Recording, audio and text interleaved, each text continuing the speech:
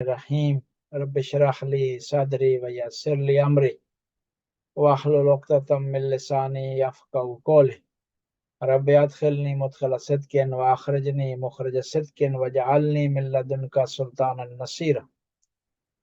رمضان کا مہینہ قریب ہے اور خدا اپنی برکتوں اور رحمتوں کے مہینے کو ہمارے لیے لا رہا ہے اور اس میں داخل ہونے کا طریقہ کار بتا رہا ہے۔ یہ اسی طرح ہے کہ آپ کو علم ہو رہا ہو اور آپ کو کوئی آ کر خبر دے کہ اگلے مہینے میں آپ کو بہت زیادہ چیزیں ملنے والی ہیں، لیکن اس کے لیے کچھ کنڈیشنز ہیں، کچھ شرائط ہیں۔ آپ کو پیسے ملیں گے، آپ کا ٹیکس ریٹرن ہوگا، آپ کے گھر میں راشن آ جائے گا اور آپ کو ایک اچھی گاڑی مل جائے گی، اور اگر آپ اپنا گھر بھی تبدیل کرنا چاہتے ہیں تو اس کے لیے بھی امکان ہے، لیکن اس کے لیے شرط یہ ہے کہ آپ نے یہ کام کرنا ہے۔ تو آپ مہینہ کیا 2 مہینے پہلے اس کی تیاری شروع کر دیں گے، تاکہ وہ جو آئندہ مہینے آنے والا ہے اور اس میں نیلام گھر کھلنے والا ہے اور اس میں آپ کو بے بہا چیزیں ملنے والی ہیں، تو آپ اس کے لیے تیاری، اس کے لیے کنڈیشنز کو آمادہ کرنے کی کوشش کریں گے۔ رمضان کی یہی پوزیشن ہے کہ خداوند تعالیٰ آپ کو رحمتیں، برکتیں اور نعمتیں دینے والا ہے، بخشش دینے والا ہے، بلکہ اس سے بڑھ کر کے رمضان کو کہا گیا ہے کہ یہ کیا ہے؟ اللہ کی مہمانی کا مہینہ ہے۔ یعنی اس میں کون ہے مہمان؟ مہمان انسان ہے، مومن ہے، روزہ دار ہے، اور میزبان کون ہے؟ اللہ تعالیٰ کی ذات ہے۔ اور کھانا کیا ہے؟ اس میں دعوت کیا ہے؟ دسترخوان کیا ہے؟ مغفرت ہے، استغفار کے مواقع ہیں، بخشش حاصل کرنی ہے، نعمتیں حاصل کرنی ہیں، اپنے لیے بھی اپنے لوائقین کے لیے۔ رمضان اتنا برکتوں اور رحمتوں کا مہینہ۔ اب ایک سوال ہی پیدا ہوتا ہے، یہ برکتوں رحمتوں کا اتنا عظیم مہینہ جس میں یہ کہا گیا ہے کہ شیطان یہاں قیدی ہو جائے گا اور اس کو جیل میں ڈال دیا جائے گا، اس کو جکڑ دیا جائے گا، اور وہ اس مہینے میں جرت نہیں کرے گا کہ مسلمانوں کو ورگلائے، مومنوں کو ورگلائے۔ اس کے باوجود بھی بعض لوگ گناہ کرتے ہیں، غلطی کرتے ہیں، ناپ تول میں خیانت کرتے ہیں، مہنگائی اپنی طرف سے مصنوعی مہنگائی بڑھانے کی کوشش کرتے ہیں۔ اس کی کیا وجہ ہے؟ شیطان تو بند ہے، وہ تو قیدی ہے، وہ تو جیل میں ہے، وہ تو جرت نہیں کر سکتا، وہ اپنی جگہ سے ہل نہیں سکتا۔ اب پھر لوگ اس مہینے میں کیوں گناہ کرتے ہیں؟ اس کی وجہ کیا ہے؟ اس کا جواب علماء نے یہ دیا ہے کہ شیطان ہر آدمی کے لیے اس مہینے میں قیدی نہیں ہے، ہر آدمی کے لیے جیل میں نہیں ہے، ہر آدمی کے لیے جکڑ کے لیے میں نہیں ہے۔ صرف اس آدمی کے لیے شیطان قید میں ہے جو اللہ کا مہمان ہے، جو اللہ کے دسترخوان سے تناول کر رہا ہے نیکیاں، اچھائیاں، مغفرت، استغفار، بخشش۔ کیونکہ اللہ کے دسترخوان میں، اللہ کی بارگاہ میں آ گیا جہاں شیطان کی انٹرسٹ نہیں ہے۔ لیکن وہ آدمی جو کہ مکمل طور پر جو اللہ کی پناہ میں نہیں آیا، جو اللہ کی دعوت پر اس نے لبیک نہیں کہا، جو اللہ کے مہمان نہیں کہلانا چاہتا رمضان کے مہینے میں، وہ آدمی شیطان اس کا قید میں نہیں ہے، اس کی جکڑ میں نہیں ہے، اس کا شیطان جکڑ میں نہیں ہے۔ بس ضروری ہے اس مہینے میں اگر آپ چاہتے ہیں کہ آپ کی نسبت شیطان جیل میں ہو، آپ کی نسبت شیطان کنٹرول میں ہو، آپ کی نسبت شیطان جو ہے وہ بے بس ہو، تو ضروری ہے کہ اللہ کے مہمان بنے۔ اللہ کے مہمان بننے کے لیے شرط یہ ہے کہ آپ کے دل میں رمضان کی نسبت اخلاص ہو۔ آپ کا رمضان، آپ کا روزہ، آپ کا جو ہے وہ صرف دکھلاوے کے لیے نہ ہو، صرف بناوٹی نہ ہو، صرف ریاکاری کے لیے نہ ہو، بلکہ آپ کا رمضان خلوص دل سے ہو۔ اور صرف رمضان آپ کا اس حوالے سے نہ ہو کہ آپ نے صرف کھانے پینے سے بچنا ہے ایک خاص ٹائم سے خاص ٹائم تک، بلکہ آپ کی آنکھوں کا روزہ ہو، آپ کی زبان کا روزہ ہو، آپ کے کانوں کا روزہ ہو، تو تب آپ خدا کے مہمان کھلائیں گے۔ اور جب خدا کے مہمان ہو جائیں گے تو پھر کیا ہے؟ شیطان آپ کو نہیں ورگلا سکتا، پھر شیطان آپ کی نسبت جکڑ میں ہے۔ بس خلاصہ یہ کروں کہ رمضان کے مہینے میں شیطان کی ہتھکڑیاں آپ کے ہاتھ میں ہیں، کسی اور کے ہاتھ میں نہیں ہے کہ آپ چاہیں تو ہتھکڑیاں اس کو پہنائیں، اور اگر نہ چاہیں تو ہتھکڑیاں نہ پہنائیں اسے۔ اس کو ہتھکڑیاں پہنائیں گے تو آپ راحت ہوں گے، اس کو ہتھکڑیاں پہنائیں گے تو آپ گناہ سے بچ جائیں گے، اس کو ہتھکڑیاں پہنائیں گے تو آپ غیبت سے بچ جائیں گے، اس کو ہتھکڑیاں پہنائیں گے شیطان کو تو آپ دروغگوئی سے، جھوٹ بولنے سے رمضان میں بچ جائیں گے۔ لیکن اس کو ہتھکڑیاں اگر نہیں پہناتے آپ، اور پھر چاہتے ہیں کہ آپ روزہ دار بھی رہیں، پھر چاہتے ہیں کہ آپ کا روزہ مقبول بھی ہو، پھر چاہتے ہیں کہ روزہ بھی آپ کا ہائی کلاس کا روزہ ہو، تو پھر ممکن نہیں، پھر تھوڑا جو مشکل ہو جائے گا۔ رمضان کے مہینے کے حوالے سے نبی کریم ہر سال رمضان سے پہلے شعبان کے آخری ایام میں خطبہ ارشاد فرماتے تھے، اور اس میں رمضان کی فضیلت بیان کرتے تھے، اور رمضان کے مہینے میں جو احکام ہیں ان کو بیان کرتے تھے، جو اعمال ہیں جو مومنوں نے بجا لانے ہیں، مومنات نے بجا لانے، اس کو بیان کرتے تھے۔ تو انہی رمضان کے مہینوں میں سے، انہی شعبان کے مہینوں میں سے ایک پیغمبر کا خطبہ ہے، اور اس خطبے کو شیعہ کتابوں نے بھی، اہل سنت کتابوں نے بھی متعدد جگہ نقل کیا۔ شیعہ منابع میں یہ خطبہ جو پیغمبر کا بیان ہوا ہے، یہ مختلف کتابوں میں سے ہوا ہے، اور اس کے مختلف جو ہے وہ راوی ہیں۔ شیخ صدوق نے اپنی اعمالی میں اس خطبے کو ذکر کیا ہے، عیون اخبار رضا نے اس خطبے کو بیان کیا ہے۔ اس کے علاوہ سید ابن طاووس نے ثواب الاعمال میں اس کو ذکر کیا ہے۔ شیخ عباس قمی نے بھی اس خطبے کا ایک بہت بڑا حصہ اپنی کتاب مفاتیح الجنان میں بیان کیا ہے، اور اس خطبے کے جو راوی ہیں وہ امام رضا ہیں، اور امام رضا نے اس روایت کو بیان کیا اپنے والد گرامی امام موسیٰ کاظم سے۔ امام موسیٰ کاظم نے امام جعفر صادق سے اس روایت کو بیان کیا ہے، امام جعفر صادق نے امام باقر سے اس روایت کو بیان کیا ہے، امام باقر نے امام زین العابدین سے اس روایت کو بیان کیا ہے، امام زین العابدین نے امام حسین سے اس روایت کو بیان کیا ہے، امام حسین نے امیر المومنین سے سنا ہے اور بیان کیا، اور امیر المومنین ارشاد فرماتے ہیں کہ میں مسجد نبوی میں بیٹھا ہوا تھا، اور میں نے اپنی آنکھوں سے دیکھا، کانوں سے سنا، اللہ کے نبی نے خطبہ شعبانیہ ارشاد فرمایا، اور خطبہ شعبانیہ جو پیغمبر نے ارشاد فرمایا اس کا کچھ میٹر جو ہے اس کا خلاصہ آج ہم بیان کرتے ہیں نیکسٹ سیشن میں، ایک ایک جملہ اس کا پڑھیں گے اور اس کی تشریح کریں گے۔ اس خطبے میں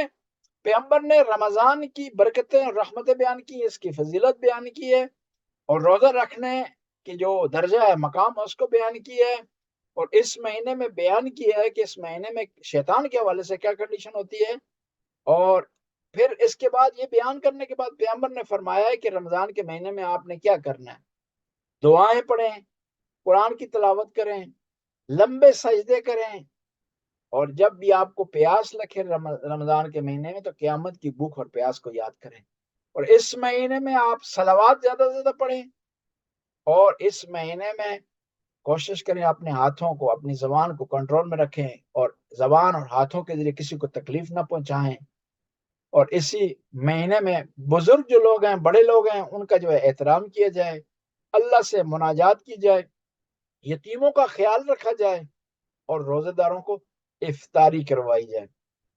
یعنی یہ خلاصہ ہے اس شعبان کے خطبے کا جو پیغمبر گرامی نے مسجد نبوی میں ارشاد فرمایا ہے، اور امام علی اس روایت کے اس خطبے کے راوی ہیں، اور اسی مضمون سے ملتا جلتا خطبہ اہل سنت کی کتابوں میں ہے، لیکن ایگزیکٹ الفاظ اس کے یہ نہیں ہیں، اور اہل سنت کے یہ آپ کو پتہ ہے کہ جو ہماری کتابیں ہیں ان میں زیادہ تر راوی جو ہیں پیغمبر کی جو روایات کے ہیں وہ اہل بیت ہیں، اہل سنت میں اس کے راوی زیادہ تر جو پیغمبر کی روایات ہیں صحابہ کرام ہیں، اور جو ہے تقریباً یہ جو روایات یا صحابہ سے ہوں یا اہل بیت سے ہوں تقریباً یہ 80% سیم ہے، صرف تقریباً 20% ایسے موارد ہیں کہ جہاں پر روایت میں اختلاف پایا جاتا ہے، اور وہاں پر ہم یہ کہتے ہیں کہ جب ایک صحابی کی روایت میں، امیر المومنین کی روایت میں اختلاف پایا جاتا ہے تو ہم ترجیح دیں گے پرائرٹی دیں گے امیر المومنین کی روایت کو، کیونکہ وہ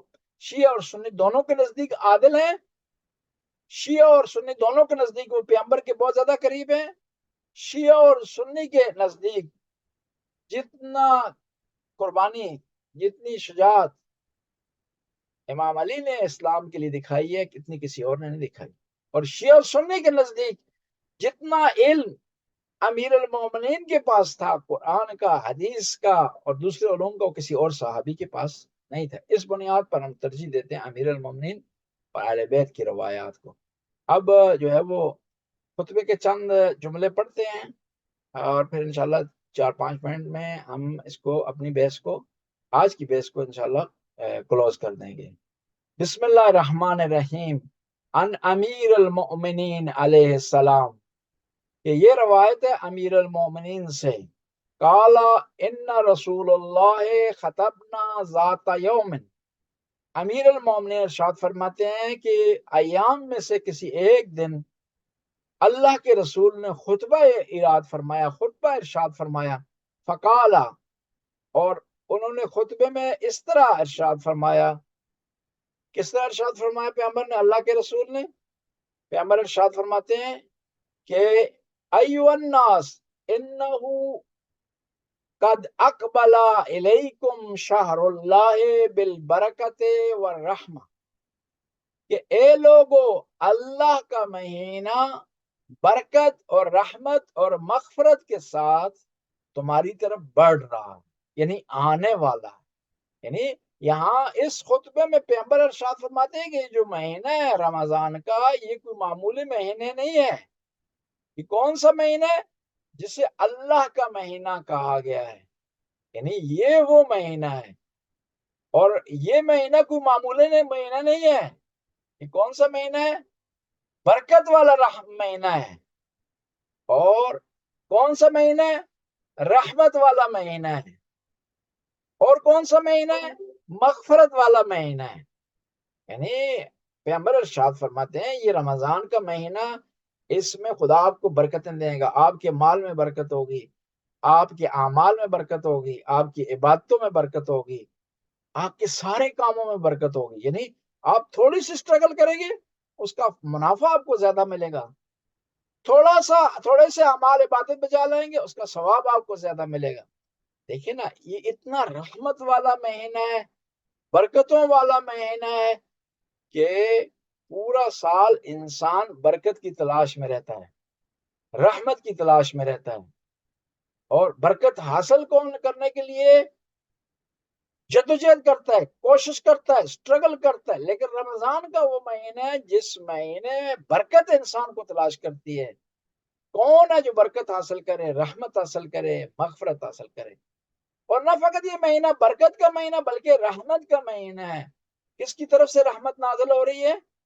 اللہ کی طرف سے، علی کل شیء قدیر کی طرف سے، جو دلوں کے حال جانتا ہے، جو رازق ہے، جو مالک ہے، جو کسی کو عطا کرے کوئی مانے نہیں ہو سکتا، جس سے روک لے اس کو کوئی عطا نہیں کر سکتا۔ بس خدا کی بارگاہ سے رحمت نازل ہوگی اس مہینے میں، بشرط ہے کہ ہم اس رحمت کو حاصل کرنے کی کوشش کریں گے، رحمت حاصل ہوگی۔ یہ دیکھیں نا، اب سوال یہ پیدا ہوتا ہے کہ رحمت کا مہینہ ہے، برکتوں کا مہینہ ہے، اس میں کئی لوگ ٹھیک ٹھاک برکت حاصل کرتے ہیں، رحمت حاصل کرتے ہیں، کچھ لوگ نہیں حاصل کر پاتے، کچھ زیادہ حاصل کرتے ہیں، وہ کم حاصل کرتے ہیں۔ جواب اس کا یہ سوال پیدا ہوتا ہے کہ خدا کی رحمت تو یکساں ہے، یہ کیسے ہے کہ کچھ لوگ زیادہ حاصل کرتے ہیں، کچھ کم حاصل کرتے ہیں؟ رحمت اور برکت اس کی یکساں ہے، لیکن جو آپ کے پاس برتن ہے اس رحمت کو حاصل کرنے کے لیے وہ مختلف ہے۔ جس آدمی کے پاس ظرفیت زیادہ ہے، وہ برکت حاصل کرنے کا جو برتن ہے اس کے پاس زیادہ ہے، وہ زیادہ حاصل کرتا ہے۔ جس کے پاس کم ہے وہ کم حاصل کرتا ہے۔ یعنی یہ برکت کا کم اور زیادہ ہونا خود انسان کی آمادگی ہے کہ اس مہینے میں وہ کتنا آمادہ ہے۔ خدا بند تعالیٰ کی طرف سے بارش نازل ہوتی ہے، برستی ہے، اور زمینوں کا مختلف ری ایکشن ہوتا ہے۔ بعض زمینوں میں سبزہ اگتا ہے، بعض میں مفید سبزہ اگتا ہے، بعض میں نقصان دہ سبزہ اگتا ہے، بعض زمینوں میں وہ سبزے کے بجائے فلڈ آ جاتا ہے۔ بعض زمینوں میں کیچڑ بن جاتا ہے. اب وہ جو بارش ہے وہ یکساں ہے، اس کی یکساں کوالٹی ہے. اب جس جگہ وہ بارش برس رہی ہے اس جگہ کی کوالٹی مختلف ہونے کی وجہ سے مختلف ری ایکشن ہوتا ہے. اب خدا کی طرف سے رمضان کے مہینے میں برکت سیم ہے تمام انسانوں کے لیے، اور اس برکت کو ہر آدمی اپنی ظرفیت کے مطابق، اپنی گنجائش کے مطابق اس کو حاصل کرتا ہے. بس پیغمبر ارشاد فرماتے ہیں اے لوگو، رمضان کا مہینہ جو تمہاری طرف آ رہا ہے یہ ایک تو اللہ کا مہینہ ہے، دوسرا برکت والا مہینہ ہے، تیسرا رحمت والا مہینہ ہے، چوتھا مغفرت والا مہینہ ہے. برکت، رحمت اور مغفرت والا مہینہ ہے. یعنی آپ ہوشیار رہیں کہ مہینہ آپ کی طرف بڑھ رہا ہے جس میں آپ کو انعام و کرام ملیں گے، جس میں آپ کو خدا کی طرف سے موقع ملے گا توبہ کرنے کا، استغفار کرنے کا. اب آپ نے دیکھنا ہے کہ یہ جو چیزیں ملنے والی ہیں رمضان کے مہینے میں، آپ نے کس طرح اس کو سمیٹنا ہے اور اس کو جمع کرنے کے لیے، اس کو رکھنے کے لیے، اس کو محفوظ بنانے کے لیے آپ نے کس طرح جو ہے وہ تیاری کرنی ہے. اس طرح نا آپ کو مل رہا، پتہ چل رہا ہے کہ بہت ساری چیزیں آپ کو ملنے والی ہیں، تو آپ گھر میں اس کے لیے جگہ بناتے ہیں، سٹنگ بناتے ہیں، گھر میں مناسب انتظام کرتے ہیں. وہ جو چیز حاصل ہو رہی ہے اس کی کیفیت کے مطابق ایک ماحول گھر میں بناتے ہیں تاکہ وہ چیز جو آپ کو مل رہی ہے پہلے تو آپ کو مل جائے، جگہ نہ ہونے کی وجہ سے ضائع نہ ہو جائے. ملنے کے بعد پھر یہ ضروری ہے کہ وہ کچھ عرصے تک آپ کے پاس رہے، سردی اور گرمی سے متاثر نہ ہو. اس کو کہاں رکھنا ہے، کتنے ٹمپریچر میں آپ نے رکھنا ہے. اسی طرح جو رحمت خدا سے ملنی ہے رمضان کے مہینے، ان کو اکٹھا کرنے کے لیے ہمیں اپنے اندر گنجائش پیدا کرنی ہے. پھر گنجائش کے مطابق جو ہے وہ ان چیزوں کو جو ہمیں ملے گی رمضان میں ملنے کی ایک اچھا ماحول بنانا ہے تاکہ وہ چیزیں ضائع نہ ہوں. آج جو ہے وہ کافی درس ہو گئے، ابھی کوئی سوال جواب ہو تو خدمت میں حاضر ہوں.